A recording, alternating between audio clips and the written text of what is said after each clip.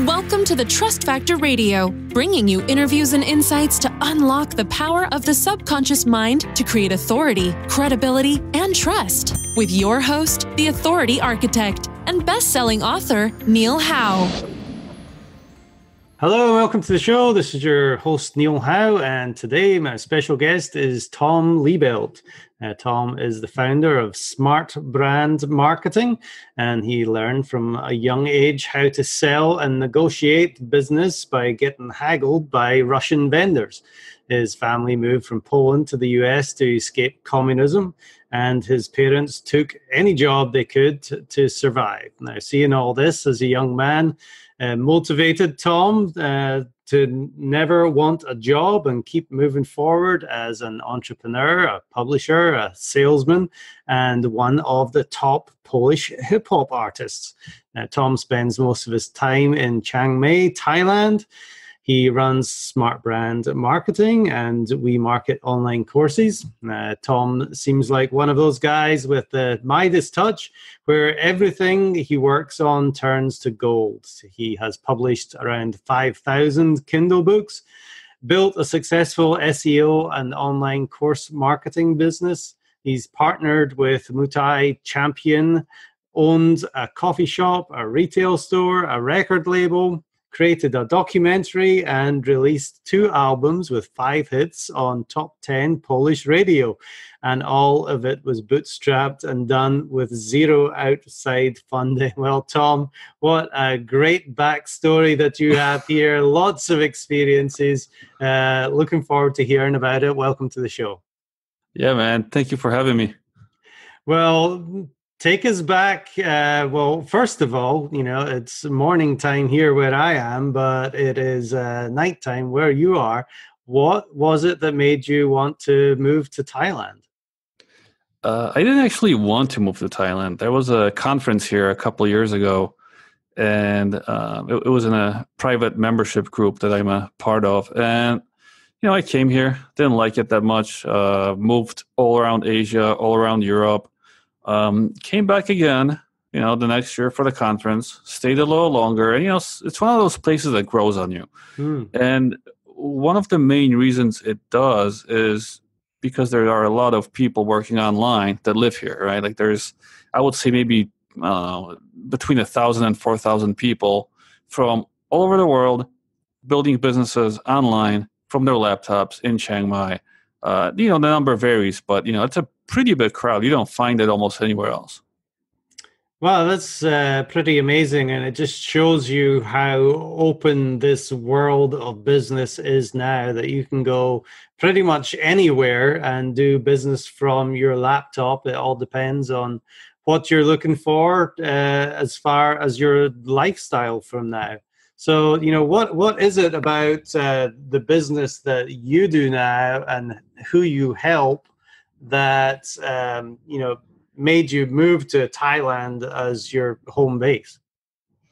Didn't really have to do anything with the business. I think that's the beautiful thing about running things from your laptop, right? Like you don't have to move anywhere because of your business. You have the freedom to choose your location, and then you can still do whatever you want to do, business-wise. You can have your team in a different country. You can have your customers in different countries.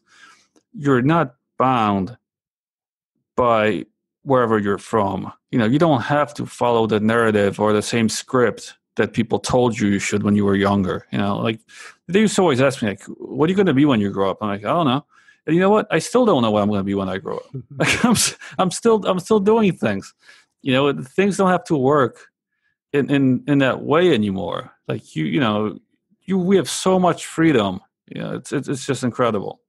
Yeah, well, you've had so many experiences and, doing one thing and another, and all these experiences just lead up to, I guess, what you're doing now, and nobody knows what that next chapter is going to be. So really tell us a little bit of your background business-wise. I know I touched on a few things that you've done, but share with us that part of your journey. I was messing around in the business world since I was about 16. I had a record store that I was working in and became a partner in around that age. Obviously, when you're 16, you can't actually own a record store. So I was partnered up with two guys that were in college. But, I was quickly became a co-owner of that.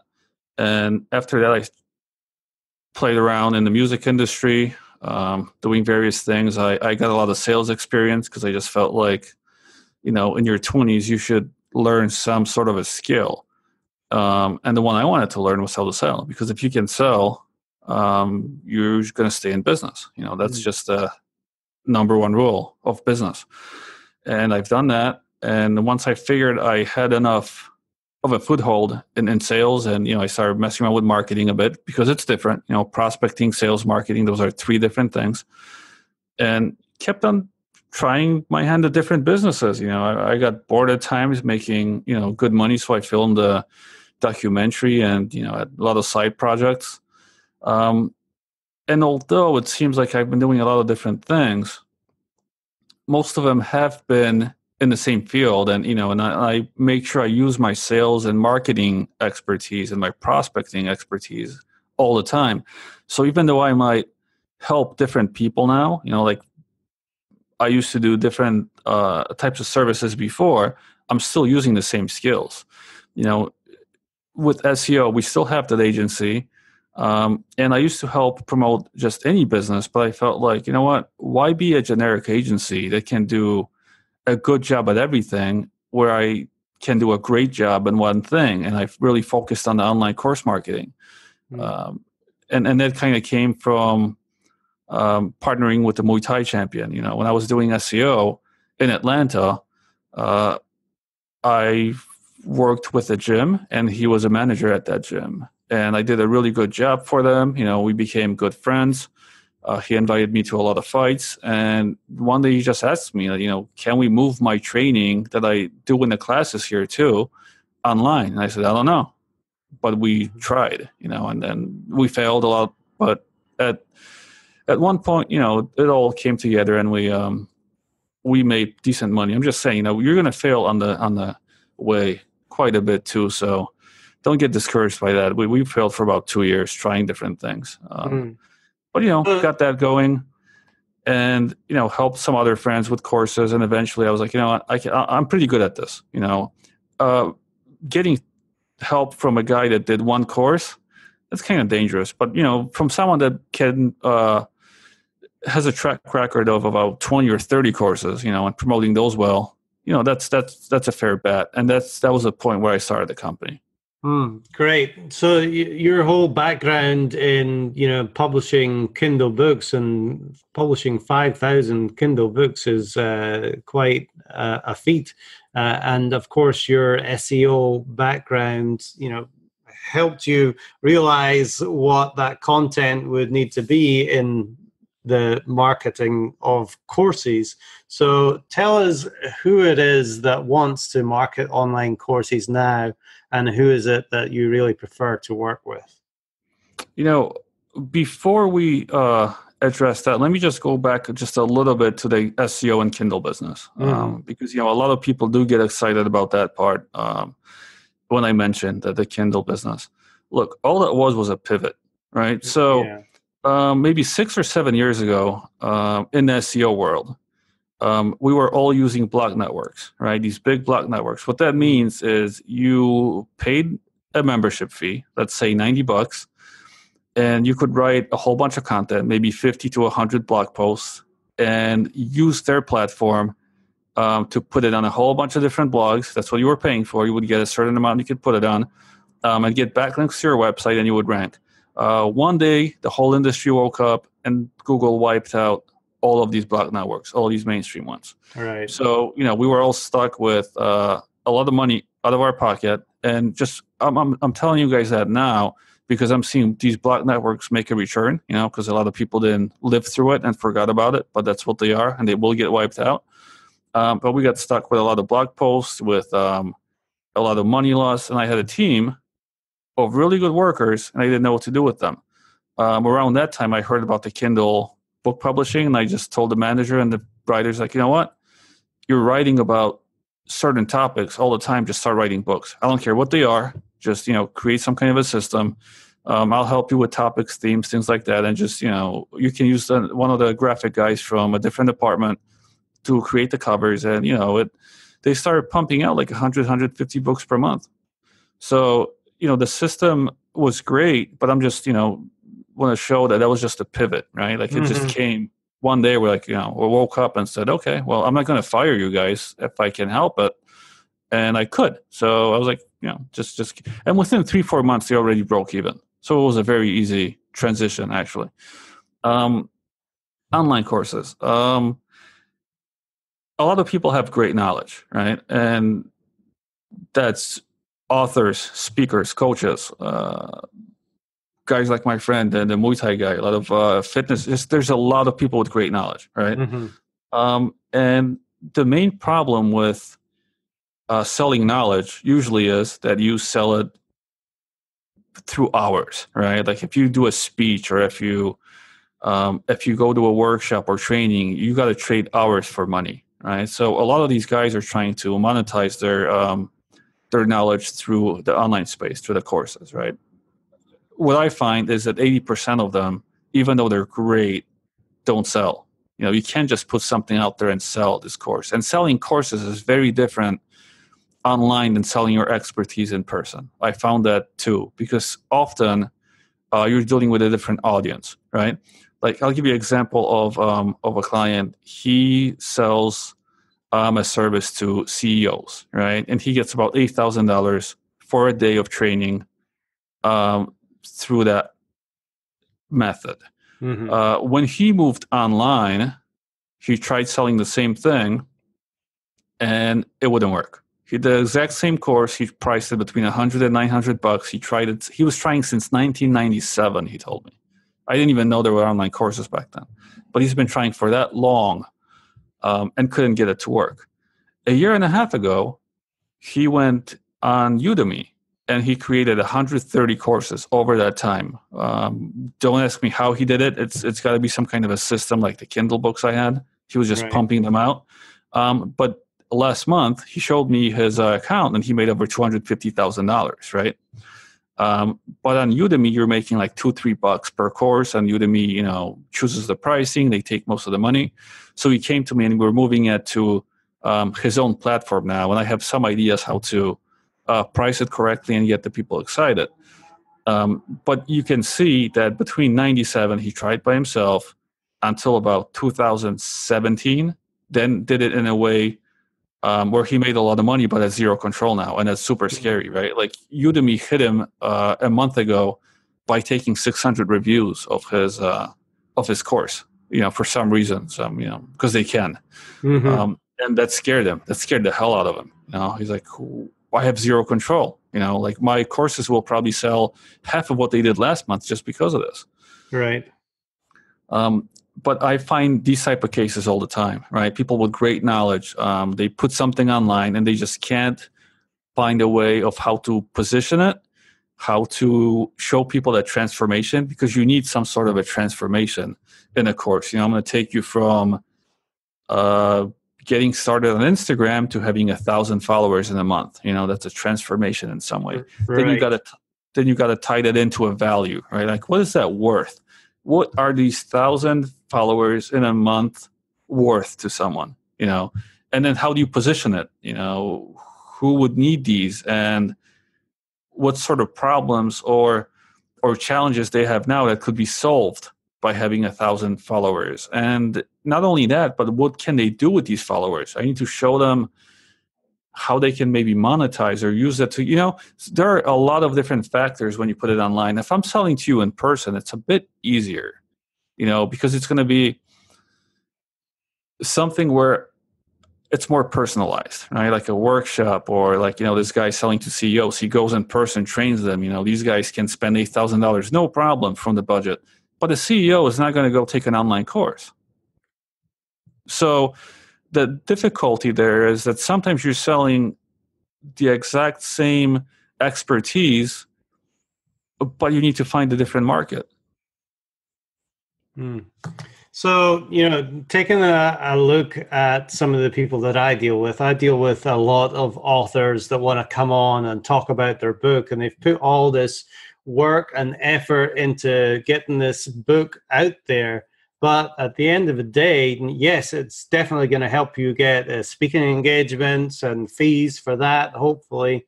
But at the end of the day, you're selling your book for $15, $20. There's not much of a margin, just like the Udemy. If you can turn that into the course, you can make, $1,000 to $2,000 or more even for pretty much the same subject matter, right? Yeah, so here's the thing about speakers and authors, right? For the most part, speakers don't actually have any good knowledge other than knowing how to speak. So that's a very challenging market if you just go with the speakers. Authors, they understand that to get speaking engagements, they got to write a book. That's pretty much the norm of the industry. I have a lot of friends in that field, and they're always saying like, okay, this year I got to write a new book to have something to talk about. And as you said, books, they don't make money. The only reason people write them is to get that credibility and get the speaking engagements. Speaking engagements, on the other hand, very time consuming. And this is what we talked about, right? The expertise, trading time for money. Because if you don't fly out and you don't talk, you don't make anything. But usually they don't have anything in that mid-level, because when you're selling things, you need to have that low entry level item, then the mid-level, and the higher level, and then maybe something even higher. So that would be on the low end book, mid-tier, an online course, higher speaking engagement, higher group coaching, higher some kind of a retreat. You know what I mean? Like there's different things that you can structure it as, but you still need to have that ladder of value where you're selling different things at different points. So talk to me about how you set up an online course before we get into how you sell it. How do you get the content, and how do you set up a course that people are going to want to consume?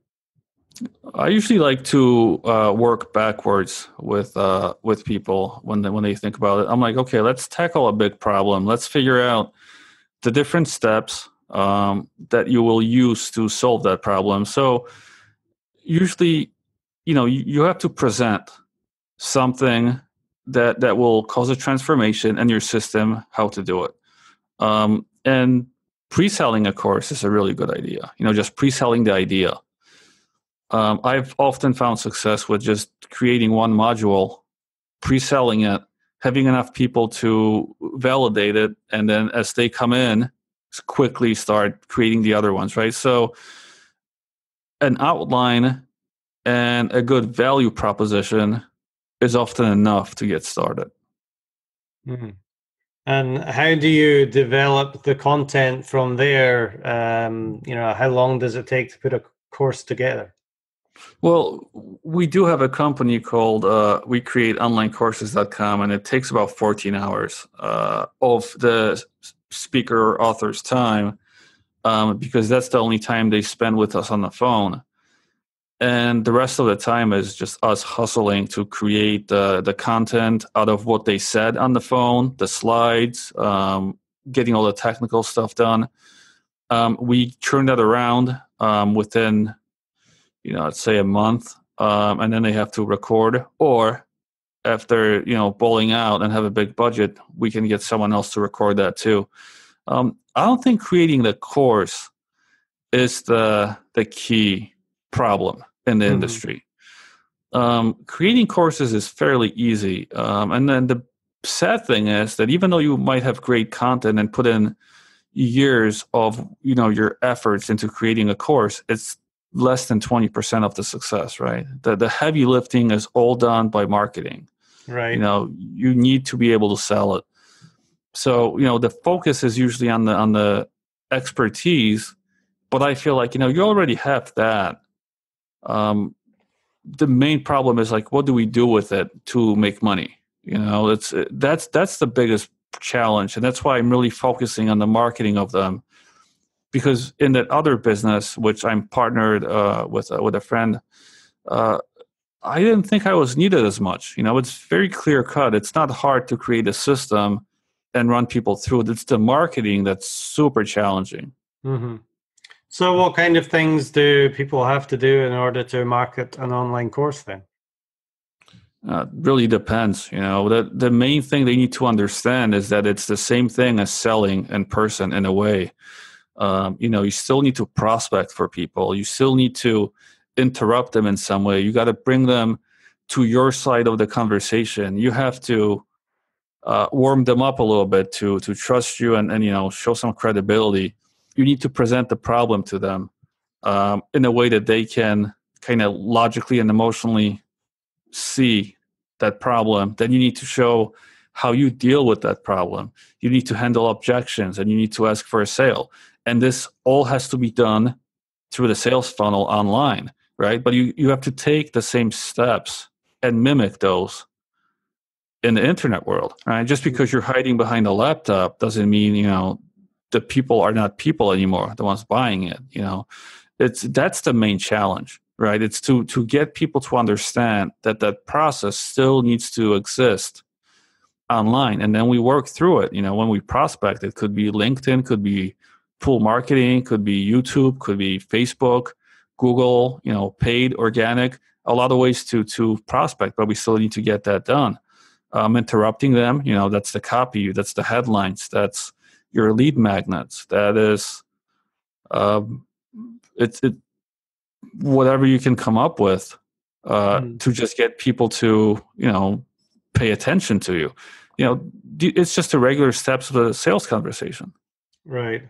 And is this all driving them towards a webinar that's going to help you sell? Well, a webinar is only meant to warm people up and get them to trust you and respect you a little bit, because you're showing parts of your system. But there are other ways of doing that too. I've seen just sales pages do that work, that heavy lifting. The thing with webinars is that it's not as cheap to get leads as it used to be, right? So if you don't have a course or a different product or service, because this works for anything, that's over $500 or close to that, you're probably not going to make money. And the webinar is not one of the, that's the problem with the online marketing world. And you guys listening, stop listening to online marketers, because they always sell you whatever they're an expert at this month. Webinars are just a tool. You could do a mini class or a 3-step video or a checklist or whatever else, or just have a podcast or a blog. There are so many other ways too of getting that trust and warm people up a little bit. You could do a Facebook Live with someone else in your industry and just post that. You could do your own personal video just saying look, this is me. If you're at a conference somewhere speaking, post that speaking engagement. That could be enough. You don't need to do a webinar. It's just a thing that's popular now. And it's already sort of failing a lot of people because it's getting too expensive. It's just one of these marketing things, right? Things just get sexy and they disappear. Mm-hmm. So what is the foundational talent or skill that people need in order to get that course to sell? I don't think it's really a skill. You do need to wear a lot of hats. And I sometimes feel that the sales hat and the marketing hat is just one hat too many for online course creators. They're already wearing so many hats as being a teacher, and they need to get the technical stuff done. And they need to figure out so many other things, the research. And, I think one of my friends came up with 4 different hats I can't remember them. But this would be the 5th. It could be just too much. But the one thing I will guarantee, if you have a bad mindset about selling, you don't like sales, you don't want to feel like you're selling, you have something negatively associated with sales, you will not be successful. That's the one thing I can guarantee.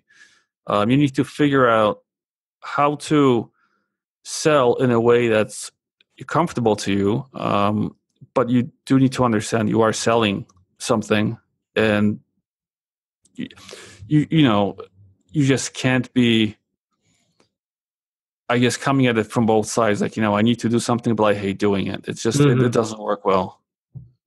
Well, I think a lot of that comes down to belief in what you're doing. If you believe in your product, if you believe that it's actually going to help somebody, and you believe that it's in their best interest to buy it from you because it's going to transform your life, like you're talking about that transformation, then, I think the selling comes through your passion, through educating.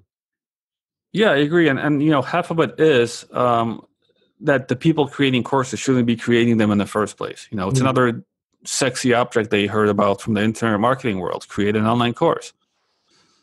So, what do you do for them then, as far as the whole marketing and sales, and what do you offer somebody if somebody comes to you, for We Market online courses? I usually rebuild everything. That's what it often comes down to. The conversation that I talked about, the sales conversation that you need to be having, it usually doesn't exist on almost any of these funnels. I'm seeing just a lot of like strategies and tips and tricks that they learned on some blogs. For some of the people already selling, I will make tweaks to the funnel. Sometimes someone will rely too heavily on paid ads and the campaign stops working, and I will try to restart that in a different way and help them maybe lean off that a little bit, because it's a bit like a drug, and then you can easily get hurt by just relying on paid traffic. Mm-hmm. Often I'll have someone that makes a lot of money from organic traffic only, and we need to figure out how to increase that in a smart way through paid, and that's often remarketing. So it really depends on the client and their situation. But most of the time, it's just rebuilding that because that conversation is not happening, or someone's doing a conversation, but in a very clunky way. And by fixing a few things, we can often increase the sales and the way people move through the funnel, because all of a sudden it starts making more sense. Before it was more about luck and just people being like, I don't know, somehow it's still making sort of sense and it's super valuable, so I'll buy it. But it's just that, right? Just that understanding of the sales process and how a person still needs to move through the same steps every single time. That helps a lot. And that's what I help to bring to the table, because I just have a lot of the sales experience. Yeah, and I like your quote that you have on your site here. If you can't sell, then you're not in business. Marketing and sales are the backbone of a company, which is very, very true. Yeah, I had a sales guy that I used to listen to a lot before just come on my show recently, and he just said, sell or die. He just put it very bluntly. Mm-hmm. Yep, it's definitely one of those skills that you have to learn if you want to stay in business. There's so many people that we know that start businesses that go out of business. I think it's 80% in the first 5 years. And I would say the majority of that is because they can't sell and don't know how to market what they're offering. So, yeah, let me put it in perspective too. One, if you're already in business and you've been in business for over 15 years, I don't care how much you're making, you're super successful already. Just going through all that time and staying in business, you're in the top 10%. As to the 80% failing, I've heard that too when I was starting. They're like, oh, Tom, why would you want to start a business? 9 out of 10 fail. I'm like, great, my 10th one will succeed then. So let's get these 9 to fail really quick. Mm-hmm. So that's the way I always think about that. Like 80% fail. Well, yeah, well, that means 20% succeed, right? So, and that's just like an odds game, right? If you don't play, you can't win. I wouldn't really think about those numbers that much. But, look, if you can't sell, you have only 2 choices. Either one, you're not in business and you're going to work for someone else. That's great. Or 2, you hire a salesperson. Mm-hmm.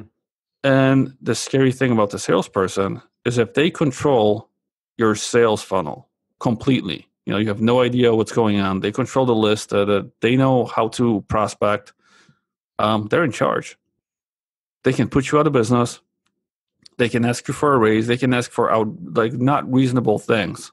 Mm-hmm. And you have to sort of nudge your head and be like, okay, boss, It's your business, but okay, boss, I'll do whatever you said because you're in charge. You own my sales funnel. Right, that's a pretty scary proposition right there. But let's talk about some of these transformative successes that you've helped your clients make. Are there any particular people that spring to mind that you'd like to share? Most of my clients, I don't know if it's just the online course industry, they don't like sharing their business too much. So it's super hard to write even case studies. But, the Muay Thai champion, that was very interesting. And that's a super difficult one, too. Because moving something very physical like that, Muay Thai training, so think about like boxing training or Brazilian Jiu-Jitsu or something like that, and moving that online, super difficult, because you're missing all of these elements of that in-person training and the quick feedback and everything. That was very hard. I find that was one of the most successful ones just because of that. Most of the other ones, it's just getting that sales part right. They were already teaching something that's easy to teach online. So I don't find those to be as difficult. But if you're taking a physical lesson and putting that online, I think that's very challenging. I feel most proud about that one.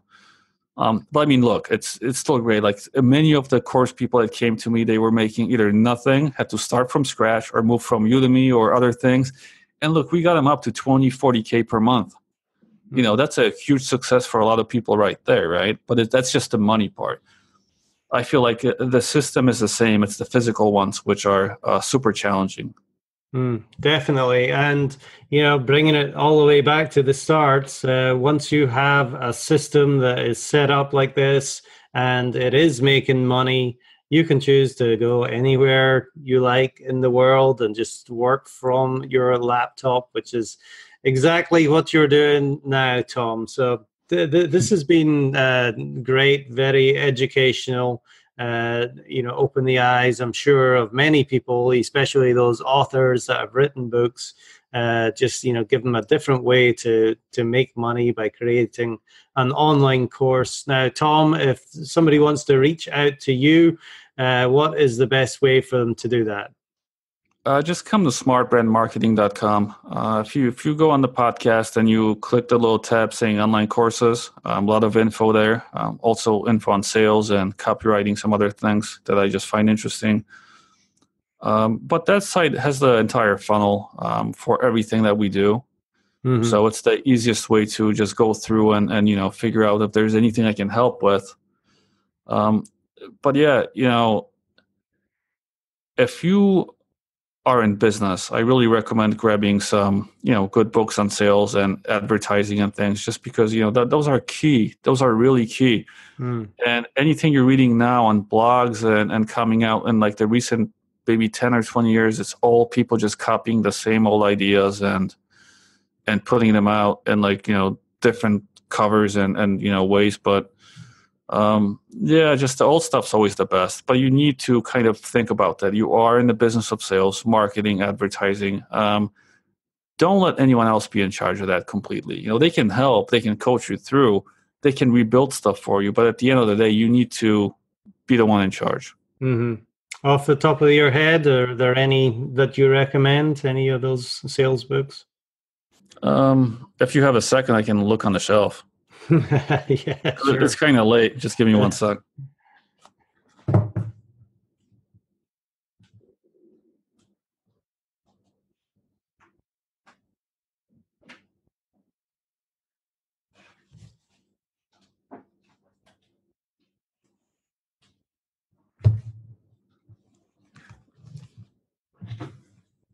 So one of the best books on copywriting that I found, and it's funny because a lot of the copywriters you're going to see in the space now, all these experts, they became experts by reading this book, right? So right. It's Breakthrough Advertising by Eugene Schwartz. And another book which I really like, it's Ogilvy on Advertising. That's Ogilvy. He was the head of one of the top advertising agencies in I think 60s or 70s. and it'll change your whole outlook on advertising. And the sales book that I think the best sales book in the world is, let me see, I always forget the names. I got it written down somewhere. Just give me one sec. Yeah, those two right there are classics. I got the last one. How to Sell Your Way Through Life by Napoleon Hill. Oh wow, yeah. That's I haven't read that one myself. I'll definitely need to put that one on the list. Yeah, so this is like 100-year-old book, right? Mm-hmm. And the concepts are just stolen from these books over and over and over again. But these 3 books, this is like the stuff that every sales guy that you learn from has learned from that sales book. Almost 80% of all the copywriters in the last 5 years, they became copywriters from that other book. And the advertising one, that's what all the advertising agencies in the world, they make you read. And they also tell you should read Scientific Advertising 7 times before they hire you, especially the New York ones. So maybe grab that too. But these are classics. Yeah, they really are. And like you said, those old principles of advertising people have taken, they've created new material around it, but those principles still remain the same. Well, Tom, this has been excellent. I really appreciate you jumping on with me. I know it's getting late over there in Thailand with you, but thank you very much for being my guest on the Trust Factor Radio today. Yeah, I appreciate it, man. Thank you for having me on. And to our listening audience, if you like what you hear, hit that like button and share, and we'll see you next time on the show. You've been listening to the Trust Factor Radio with Neil Howe. To learn about the resources mentioned in the show and to listen to past episodes, go to thetrustfactorradio.com. To get a copy of the book, The Trust Factor, go to thetrustfactorbook.com. If you are ready to act now and build your authority, credibility, and trust, schedule a consultation with Neil at theauthorityarchitect.com.